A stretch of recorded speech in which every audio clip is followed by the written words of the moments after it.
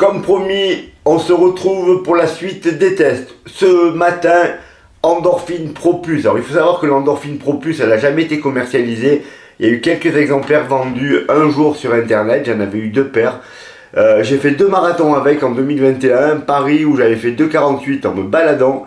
Et 7 semaines après, j'avais fait Valence en 2,46,02 avec des sensations incroyables. Après, je suis passé à la Pro 3 qui est un petit peu plus souple, mais pour moi, je pense que c'est vraiment la meilleure chaussure qu'a fait Saucony. Et je me demande même pourquoi j'ai pas couru d'autres marathons derrière. Surtout que ma paire, elle est quand même en très bon état. Donc le même test qu'hier, départ 8 km/h, un demi km/h toutes les minutes. Je prends les pulses à chaque fois et puis je vous donne les pulsations pour comparer avec les chaussures d'hier. Voilà, rien de spécial, je ferai que ce test aujourd'hui et je ferai la Speed 3 demain et la Elite dès que je la reçois. C'est parti les coureurs. Alors comme hier je vais vous donner les fréquences cardiaques, mais comme me l'a fait remarquer l'un de vous, ça sera beaucoup plus simple avec un tableau que je vous mettrai en fin de vidéo, donc n'hésitez pas à le regarder, où je reprendrai également les résultats des chaussures d'hier. 8 km/h 90 pulses, 8,5 114, 9 113, 9,5 114, 10 115, 10,5 124, 11 128, 11,5 131, 12 135, 12,5 138, 13 143, 13,5 146, 14 149, 14,5 153, 15 156, 15,5 159. Alors comme je l'ai dit hier, c'est mon allure marathon théorique, celle que je vais bosser, même si actuellement c'est absolument pas mon allure marathon avec les kilos que j'ai en plus. On finit avec 16 à 162 et 16,5 164 et le dernier palier, donc 17 166. Donc des très très bonnes sensations avec ces chaussures, bien entendu. Je l'ai déjà dit, elles sont à la fois rigides mais quand même confortables. Je me tâte vraiment de les réutiliser pour mon prochain marathon à Berlin.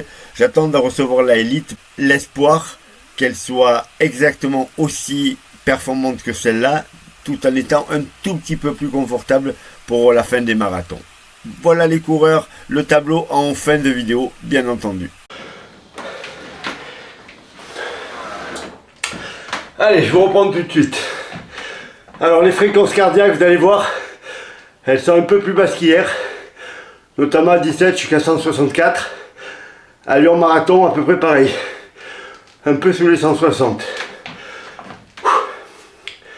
Par contre, la sensation sur les Pro Plus, elle est toujours aussi magique.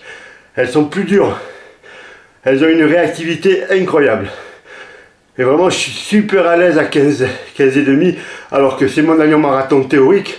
En ce moment, avec les 77 kilos, c'est absolument pas ça, mais je fais comme si, hein, c'est un peu le but. Voilà, je vous les remontre, les Pro Plus, vous pouvez en trouver encore d'occasion, vraiment une paire extraordinaire, qui s'est située donc entre la Pro 2 et la Pro 3, en prototype. J'espère que la Elite que je vais recevoir dans quelques jours va ressembler à ça, ça serait le top s'il y avait un tout petit peu plus d'amorti, mais à peine. Je pense que pour le marathon, ça serait vraiment extraordinaire. Voilà les coureurs, la suite, la Speed 3, j'avais trouvé une paire, je croyais que j'avais que des 2, mais j'ai une paire de 3. Non, la Speed 3 et la Elite, sans doute demain la Speed 3 et la Elite quand je la reçois. A bientôt.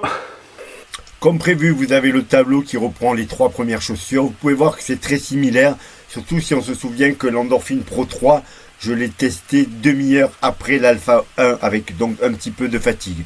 Très très similaire, je vois pas trop de différence. Par contre au niveau sensation, ben oui, je suis beaucoup mieux dans les Saucony, ça c'est sûr.